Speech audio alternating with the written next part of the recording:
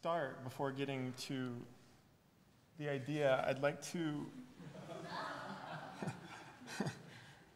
give credit where credit's due. Let's see, while I'm doing this. These are my students, obviously kind of corralled inside of the model that we built in the gallery. And I had to say, like, they worked their butts off, and it was a real pleasure to do this with them, as well as Stephanie Hayward, who my RA for the quarter, or the whole year, excuse me, who's been just invaluable and also worked just an incredible amount. So thanks, you guys. On that note, I'd like to just kind of give you a brief intro. I'm going to give a little bit of an idea, get to a little bit of a project, a little more idea, and I'll provide more of an outline. But before going, I guess kind of just jump into the general idea of what informs the whole project. So, in the name of what's best, designers and I think people in general tend to impose their vision on the way things should be. The Corbusian stare, I think, is a good signification of this. Modernist architecture and urban design has become infamous for this. Recognizing the weakness of utopian idealism in the context of our ever-privatizing and market-driven culture, some thinkers have assumed the position of dirty realism. Wim Koolhaas praying, or whatever he's doing with his hands, the dirty realist. So dirty realism is about suspending judgment for the sake of engagement, and this idea that Mike mentioned of agency and engagement, it's basically stepping outside of the kind of strict halls of architecture to try to participate in the production of cities. And that's something that I care deeply about, and so a lot of this lecture will be about that. So in that vein, or I guess I should say, it is said that some dirty realists seek to subversively challenge commercial culture through the projects they engage. Reinhold Martin describes this as covert, no, excuse me, I have to look at this.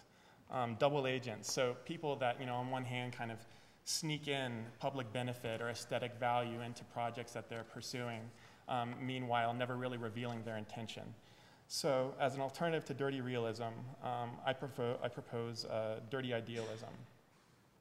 The idea is that it is a value to own one's desires to do good and to make beautiful things.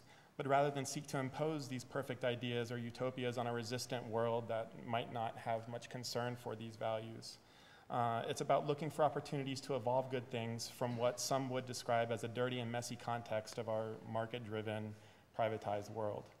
Or more briefly put, just learning to work with what exists. So the brief outline I promised. So the first part's called Highway Overlay. It's about buildings and a transit, a proposal, and a way of thinking about the city at large, really. That'll kind of be an intro to the idea of dirty realism. The next section will be a further elaboration of this idea, more along the lines of other proposals for commercial buildings and how to engage commercial architecture, which will then kind of lead into the students' work, which deals more directly with commercial buildings along the highway. So everything sort of ties together, I promise, but it's going to be in pieces. So to experiment with dirty realism, I looked at the highway, one of the city's least loved parts. There's no question that highways have their problems. They divide neighborhoods and facilitate the dispersal of cities, sometimes known as sprawl. I think maybe it's a detriment for the highway to be, or excuse me, suburbia to be called that. The city of Boston spent $14 billion covering theirs up. This is the big dig. Actually, when I was in Boston, they did it. It was kind of incredible to see them bury an entire highway, and the logistics of that were equally impressive. In Columbus, we have our own version of covering up the highway. This is the CAT project over 670 at High Street. And I think that in general, just the idea that we need to kind of hide or cover up the things that we don't like, or the kind of the sins of our past, is something that needs to be questioned. And so the idea of the project is to say, rather than cover up or hide, why not try to find something useful to do with these things that otherwise seem like a problem? So the idea is basically, this is highway overlay. This is Columbus, or a view of it. It kind of takes the highway that currently acts as a divider and treats it as a point of coagulation. And to be honest, this really isn't anything other than what exists. It's the intersection of strip roads and Ring Road 270 around the city. And if you know the term edge city, that's essentially what these are, is a series of densifications along these intersections. So this is kind of like an imagination or a fictional idea about what the city would be like if all of a sudden people didn't hate the highway anymore. So it would take place, as I said, at the intersection of the Strip and the Ring Road. This is, I guess, a map that Stephanie kind of painstakingly put together of all the parcels zoned along the major Strip corridors. And you can see, you know, where they intersect the Ring Road, and that becomes the spots for these blocks, or what I call nodes. I kind of adoringly call this the node necklace. It's the obnoxiously large model that's in the gallery as well, which my students know all too well. So a little brief about, you know, what we did here. It's basically, it's a transit system. So rather than, I guess, in the fortunate aftermath of having to give back all of the cash for the high-speed rail, and in light of the fact that there's a lot of highway investment, I thought it'd be interesting to imagine the highway as a basis for infrastructure or transit. And so the proposal is basically kind of a three-layered system. It would be a ring road line, which is this guy here. It would be the strip lines. These are currently existing bus lines. By the way, these are all buses. They aren't trains or anything. It's just about saying, you know, we got buses, why not use them? And then on the far right, or excuse me, yes, you're right, would be, I guess, local loop lines that would kind of circulate around the node. Basically, in order to make this something plausible or even desirable, how you treat the intersection becomes extremely important. So the idea is to basically turn the interchange that's now for cars into an interchange for transit, so to speak. And so this kind of very minor intervention is basically that. The blue is a block, is like a little capsule for getting onto buses on the highway. It's a sound protector. It's filled with water so that when you're in it, you hear the traffic, but you can't see it, so it's kind of like the ocean or something like this. Above it is the canopy, the kind of the red checkered thing. That's for the commercial strip line, and then the little loops that connect under the ridge are where, you know, this local loops would connect. And so this provides that. The image above is looking at the embankment, which is transformed. So the idea is always to use something that's existing, whether it be the highway or the embankments at the interchange, in order to make something new out of it. So again, like transforming what exists, which my students are probably really tired of hearing me say. This is a view on top, the idea that maybe this thing could be a sign and a canopy and potentially finance its construction. So taking the interchange, currently it's a kind of a no-go zone. These are the on and off ramps and how you circulate around them. And the idea is to transform it, basically to coil up those ramps and to provide an access to adjacent sides of the interchange. And eventually it would look something like this, at least in my fantasy world it would, and with the cloud setting in the background. And there would be, basically the program from each corner of the intersection would kind of migrate into it. So again, it's not about kind of an idealized program, it's just saying, okay, there's office parks, and so extending the office park, there's kind of a drainage area, so again, that extends and becomes kind of a recreational landscape zone. So on the left is, you know, the parcels that would be defined by this road as it coils along, and those, again, kind of working with the real estate kind of mentality of parceling off property and then reselling it for development. The buildings are courtyard-type buildings for sound buffering from the traffic. These are some views. Basically, the idea is that we tend to either demonize cars and our aspirations for making a pedestrian world. And so the idea of this project is to say, like, we're never getting rid of the car. Why don't we figure out how to integrate it with our pedestrian life instead of, again, replacing it? And so on the left is a network of pedestrian circulation, more direct routes. On the right, and the diagrams, again, is the car routes. And the yellow parcels would be the intersection, both a parking lot and kind of public space of use. And then kind of a view of what it would look like. And that is a really brief about what I spent about 9 months doing. So, okay, part 2 deals with, I guess, more the precedents for the commercial level of the work that we did. And when I say commercial, I mean kind of strip malls, shopping centers, that sort of stuff. The idea is to try to find a logic by which we can engage this kind of building. So, From Rainer Banham to Margaret Crawford, there have been repeated calls of attention towards everyday or mainstream environments. It's shopping strip, hot dog stands, and highways. While it's a good way to observe, often this way of thinking is disconnected from design. As such, designers and observers stay at arm's length. Another group that cares a lot about ordinary construction is mainstream architectural practice. There's a certain pride among mainstream practitioners in the kind of practical aspects, and the realism of just making buildings that similarly is a turnoff for architects that maybe aspire towards invention. So the idea is to not necessarily make it about either observation or practicality, but to try to find a way to be inventive with this kind of architecture. And I do call it architecture a lot of times. It's downgraded to building, but I think it has a potential to be architecture, I should say that. In either case, architects, most of whom love to make radical things, turn a deaf ear to either of these, I guess, extremes to discussions of commercial buildings. I think the problem is that it's hard to see space for design intervention within these kinds of projects. The grad students and I spent the quarter studio exploring these opportunities.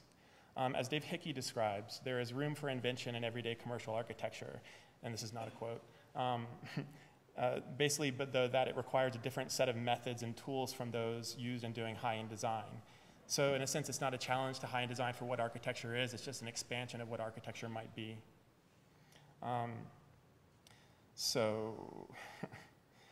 This does not require changing architecture, but rather in developing distinct tools to work on these buildings.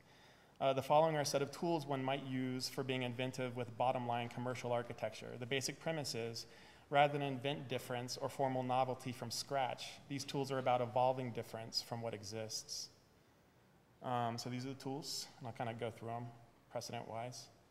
In the name of working on what exists, you kind of have to start with these guys. So with either Collage City or learning from Las Vegas, context gets conflated with historicism. And for contemporary design, this is generally unappealing. What is most interesting, I think, about what either of these books propose, and even their predecessors, particularly for Venturi and Scott Brown, is, in complexity and contradiction, is that basically buildings do have an exterior environment to respond to, that while the internal mechanics are part of the equation, there's also what's around a building, its context that are important. So I think rather than take contextualism with historicism, it's useful to consider context of the now, that is to say, what's around you immediately. This is about identifying aesthetic values through the latent relationship between what you make and what's immediately around it. So again, this is dealing with what's around outside the building in different ways, from learning from Las Vegas. This is my favorite artist and my favorite installation. It's Tim Hawkinson. This is called Uber Organ. It was first installed at Mass MoCA, which is on the top, and then later at the Getty Center in Los Angeles by Richard Meyer. And what's interesting about this project is that initially it was intended for Mass MoCA, and where it's beautiful. Like when you look at the organs kind of sitting in a space with the trusses, it feels like you're in someone's lungs. It's and the kind of the grittiness of the space and the way that these sacks are tied together meticulously with kind of orange cord. And then you stick it all of a sudden in the Getty, and it kind of loses its oomph, the kind of pristine background. And it's just to say, it's not about responding to context or the fact that you need to replicate it or duplicate it, but rather that there's aesthetic potential that you can derive by the relationships you create with it. So tool 2 is in between boxes. Mies van der Rohe's individual buildings are kind of boring when they stand alone, or at least I think so. It's site design and relationship between his box-like buildings that make them beautiful. This is the case for his IIT campus, for the Seagram's building, even though it doesn't have another building with it. And in the case of this project, it's the Toronto Dominion Center. When designing with boxes, as commercial architecture so often is about, it's less about the shape of the object that has potential for interest, formal interest, but rather in how the object shapes a site. So again, like the idea of shaping site is important. And this is IIT. And what's interesting about the way Mies, I think, shapes site with his buildings is that these spaces that are made are never static. They overlap and have multiple definitions, which I think is kind of his signature. Sarah Whiting really writes about this quite a bit, so I encourage you guys to check out her text on that. So landscape urbanists often point out that site is particularly relevant in the US, where more than half of the ground area of a project is generally devoted to open space, whether that be parking, buffers, or right-of-ways. So imagine a commercial project, anyone you know, half of the building or the site is actually a parking lot. So to kind of disregard that portion of the site for the sake of just the building itself, in my mind, as an architect, is unfortunate. The other tool for commercial architecture is amplifying the ordinary. So I think before Sormaki and Lewis did this project, ordinary structures were sort of the domain of everyday urbanists. They were for looking at and kind of talking about it and thinking of. But by combining shapely and somewhat radical designs with the ordinary structures, they opened a door for architects to engage in commercial building. I think the unfortunate aspect of this project is that it literally adds architecture. In this case, they add houses with quirky folded walls that we all love, and I do as well, to the top of the big box. So rather than add architecture, I think it'd be more interesting to exaggerate or amplify something inherently of the Home Depot. And I think a good example of this is this project, which is by City Lab in Los Angeles from UCLA, Roger Sherman and Dana Cuff. It takes the big box and exaggerates its signage almost to an obscene proportion. While I think a less radical version of this idea holds more opportunity for truly engaging commercial environments, this is going to be tough to convince anyone to do. I think that the provocation is in the right direction. The next topic is shuffling. So this project is called Baumax. It's actually a built structure in Slovenia. It's by Niric Architects, a Croatian architect. They're great. So you guys should check them out. So it's a gardening superstore, and basically what they do is, rather than invent the mall from scratch for Europe, they start with, this is what the mall looks like in the US, and it's a box in the middle of parking.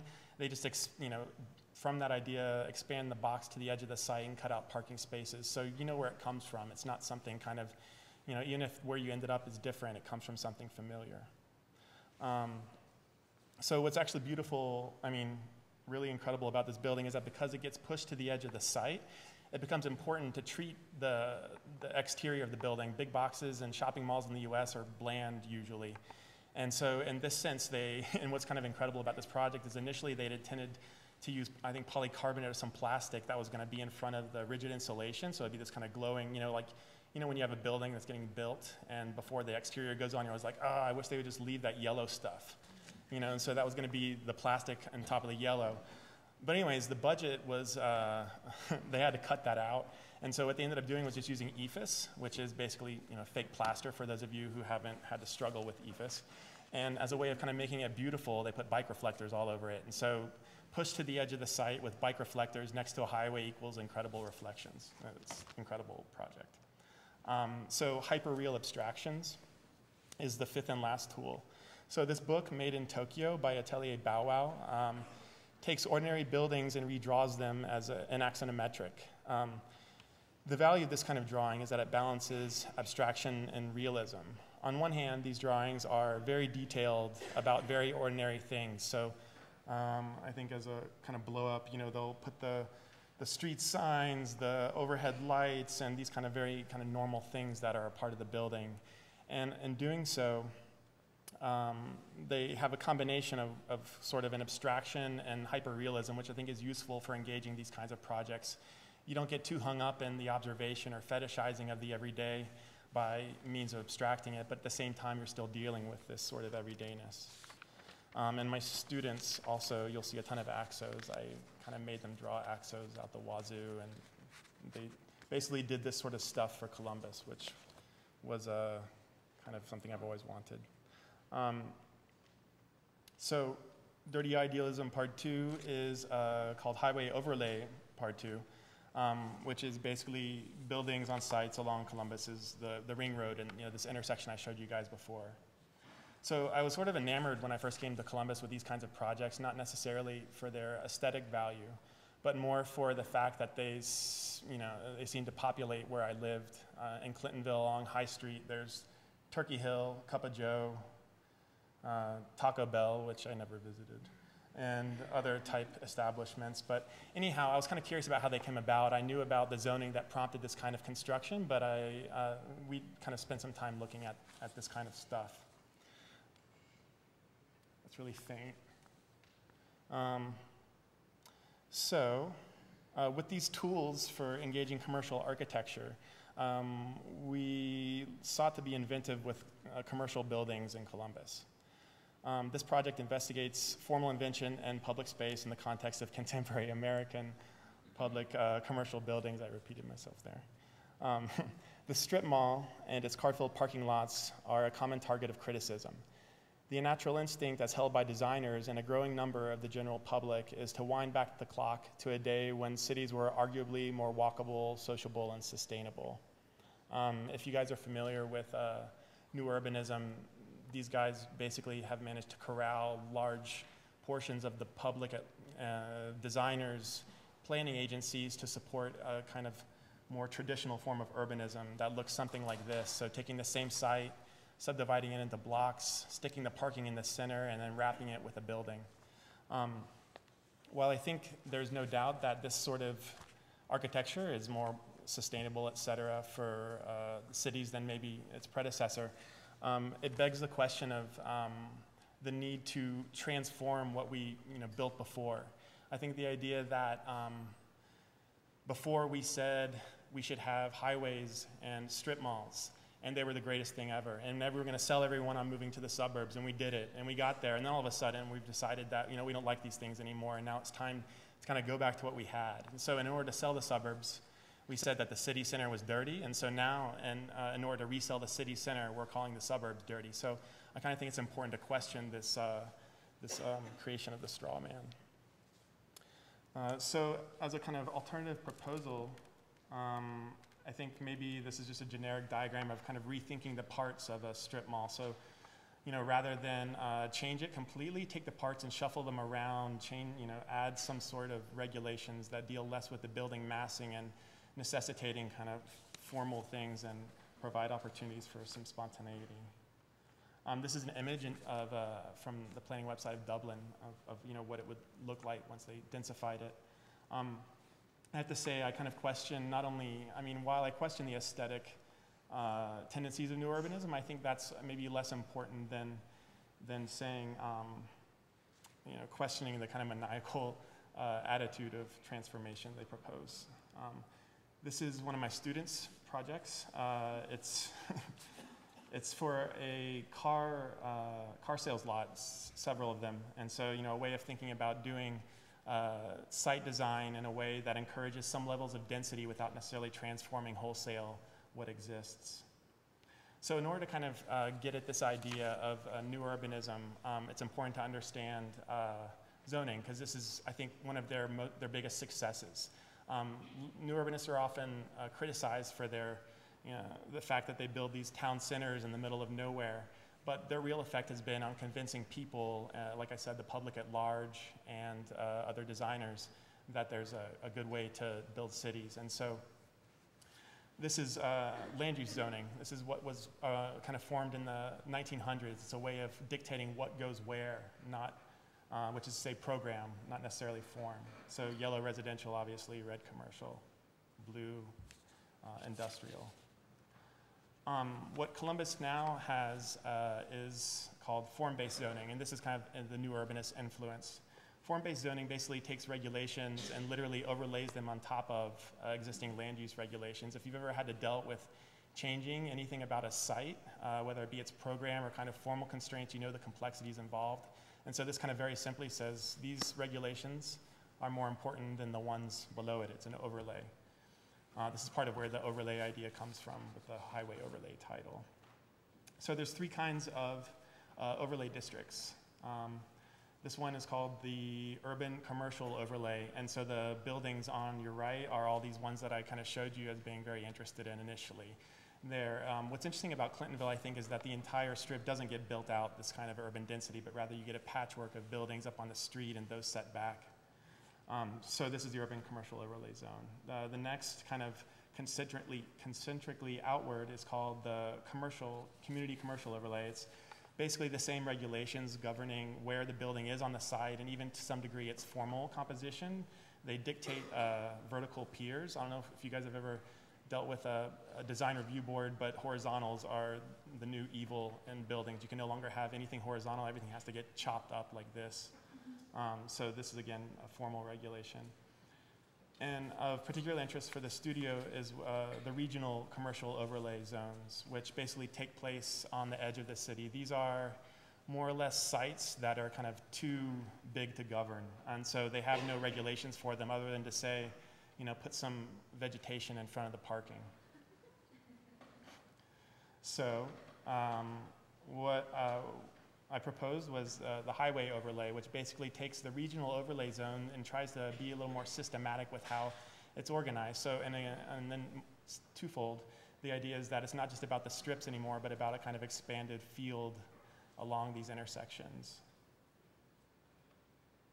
So, addressing these sites at the intersection of strip roads and highways, there are two challenges. One being there's a kind of huge variation to the type of buildings. Contemporary development is no longer about a grid and therefore uniform block size and therefore very difficult to regulate. The second being that the lots are just really big. So to the note of variation of types, this is kind of jumping to the site that we worked on this semester or this quarter.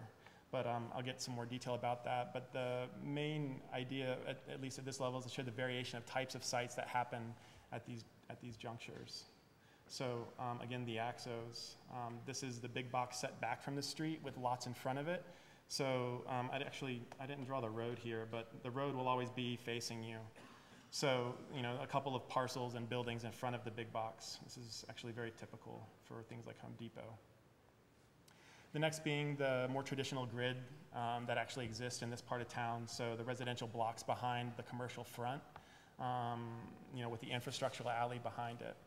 You guys are probably very familiar with this.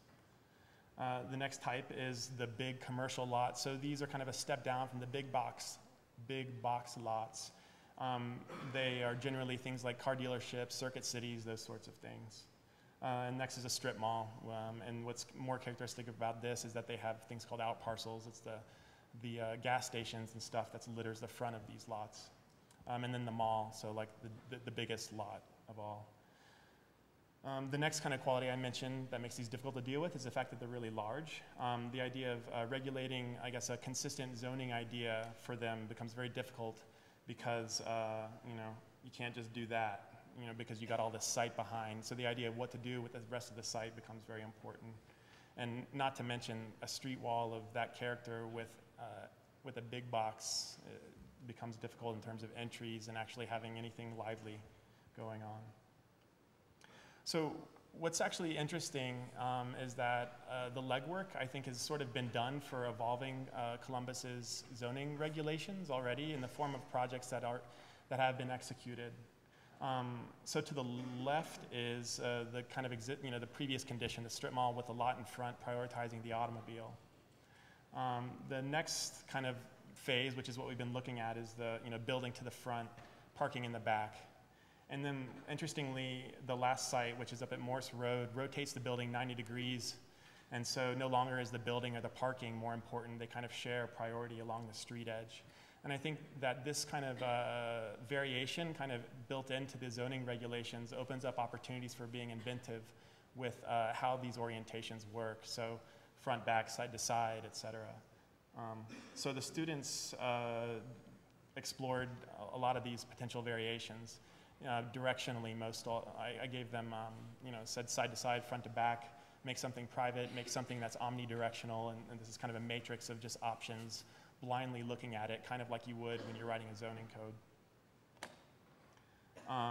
And this is kind of a retroactive diagram I produced that is derived from most of the students' projects and in some degree from those little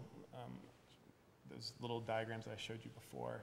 It basically says that rather than dictating where buildings go and what shape they are, creating a system for subdividing and providing access across a site.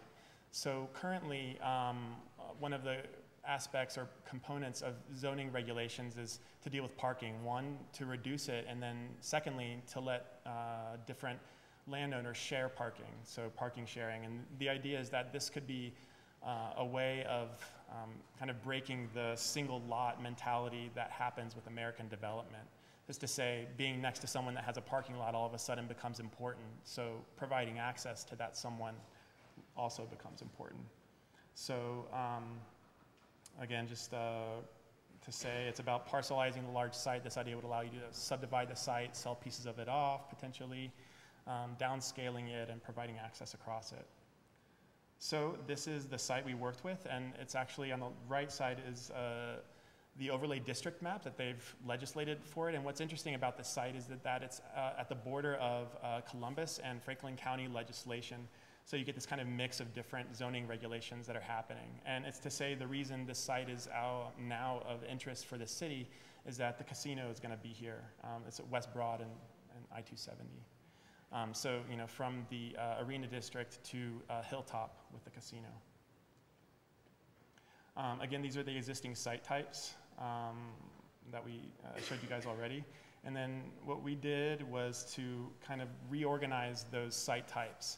And so rather than say that we need to create a homogeneous street edge or, you know, a more continuous, that urbanism has to be the same everywhere, what if we could frame difference in a more logical way so that rather than be kind of scattershot, you create these kind of minor zoning regulations that allow for difference to happen at a smaller scale. And so I'll hop into the student projects. I'm going to show 5. They're all in the gallery and they're all great. I picked these 5 because they work more with the kind of projects that I'm talking about. So this is the mall lot that I showed you guys earlier. It basically, with each project, you're going to see a series of axes on the right that identify existing conditions. Again, in the spirit of working with what's there, they kind of tease out things that exist, and then through design, seek to transform them into something new. So the mall as it exists has a lot of vacancy with its interior shops. These images kind of show the empty storefronts inside. What is active, however, are the big boxes or the anchor stores in the mall.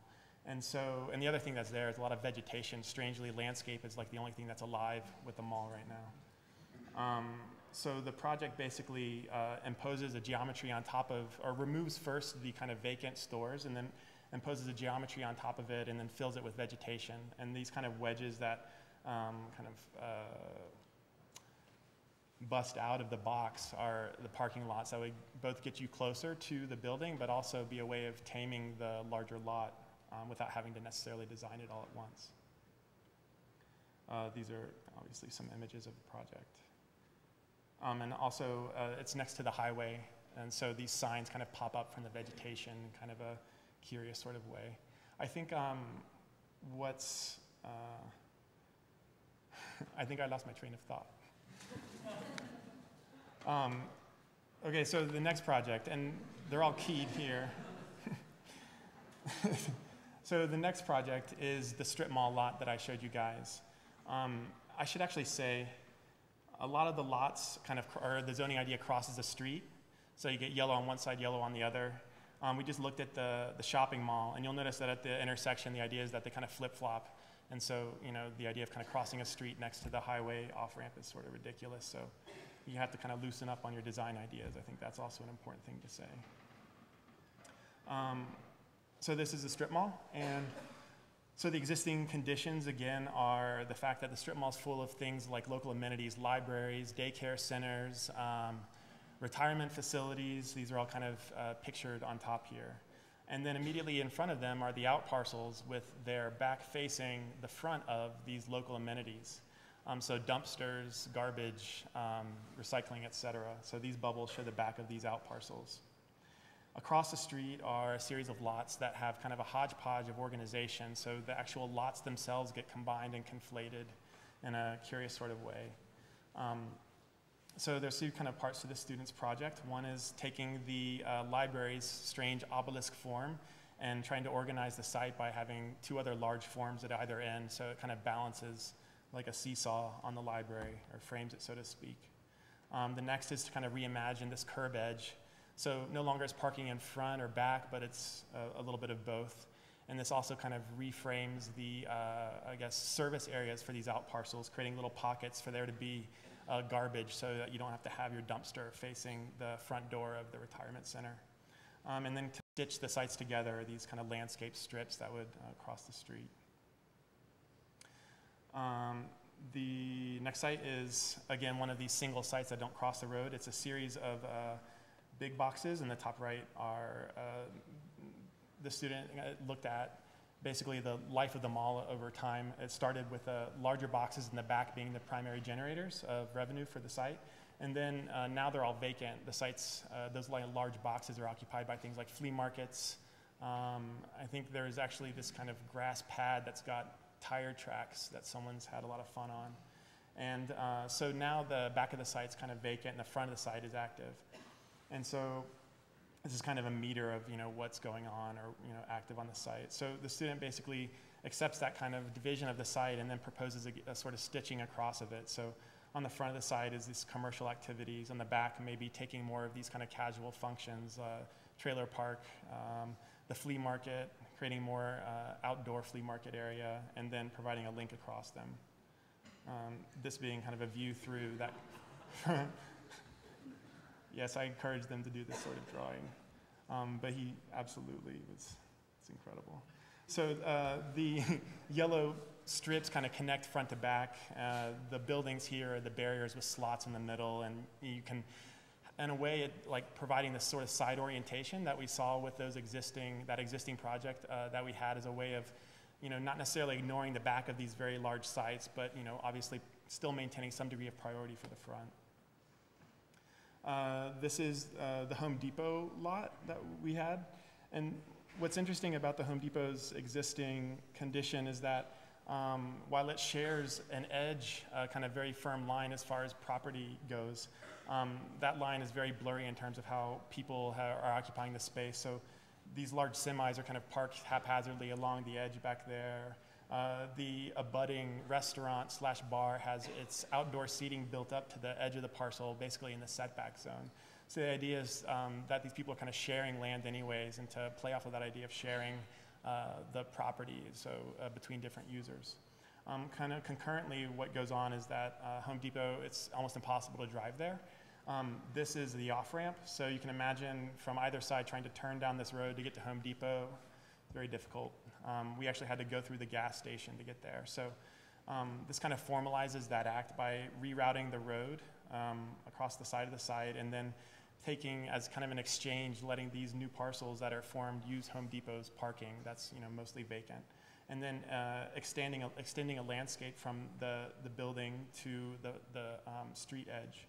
And so that landscape gets populated with Home Depot's stuff as a way of kind of creating a three-dimensional sign.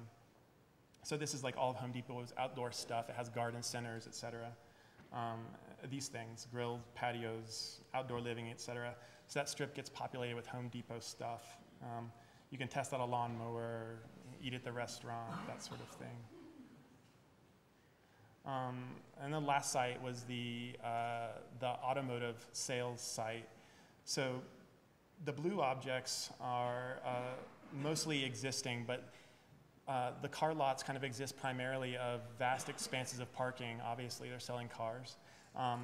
And kind of sprinkled with these large object-type buildings. This is kind of the obelisk sort of blue object building that currently exists. Excuse me.